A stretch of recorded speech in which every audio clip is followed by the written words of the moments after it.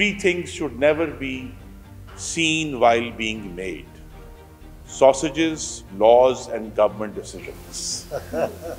Unless हमें एक ऐसी गवर्नमेंट आए जो डिटर्मिन्ड हो कि हमें पाकिस्तान का जो इकोनॉमिक मौजूदा स्ट्रक्चर है, जिसके अंदर जो फवाद साहब ने बात की, जिस तरीके से मुआशी पॉलिसी के फैसले लिए जाते हैं सरकार में भी और पार्लियामान में भी, उसमें जब तक हम उसको शफाफियत नहीं लाएंगे, उसको खोलेंगे नहीं सारे मामलात को, और वो सारा मामला दबा रहेगा। वो दबा क्यों रहता है, शायद साहब मुझसे ज़्यादा आगाह है, उसमें बहुत सारे वेस्टेड न्यूज़। इस मामले में शफाफियत लाकर जो डिबेट, असल में डिबेट बहुत ही लिमिटेड किस्म की है फिलहाल तो पाकिस्तान में इकोनॉमिक पॉलिसी के ऊपर। वो कहता है जी ओनू मिल गया है, ओनू मिल गया थे, ओ खा गया जी, तो ओ तो खा गया जी, and that is the sum total of our debate. हमारा पूरा निज़ाम एक ऑटोक्रेटिक तरीके से ऑपरेट करता है। हमारा प्राइम मिनिस्टर जो होता है वो सॉवरन बनना चाहता है, जो उसके मुल्क से मुंह से बात निकले वो मुल्क का कानून होना चाहिए।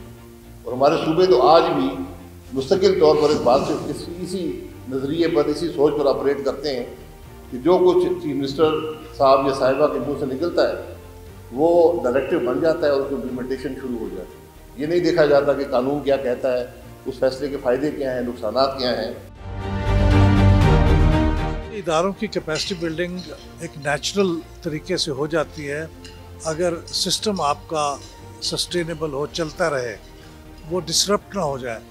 2 साल बाद, 3 साल के बाद उसके अंदर मदाखलत हो या कोई इनडायरेक्ट मदाखलत हो जिसके नतीजे में सिस्टम कोलैप्स कर जाए, क़यादत तब्दील हो जाए, नई हुकूमत आ जाए, वो नई पॉलिसियाँ ले आए, तो उससे फिर इदारों की कैपेसिटी बिल्डिंग नहीं हो पाती, वो फिर ज़ीरो से स्टार्ट करना पड़ता।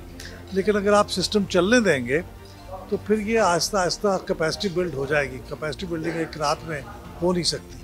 हिंदुस्तान में हमने यही देखा कि वो निज़ाम चल रहा है, तो अगरचे शुरू में वो हमसे कमतर थे पर कैपिटा इनकम के लिहाज से, इकनॉमिक ग्रोथ के लिहाज से, लेकिन वो हमें ओवरटेक कर गए क्योंकि वो सिलसिला चलता रहा, उस पर इंटरप्शन नहीं हुई।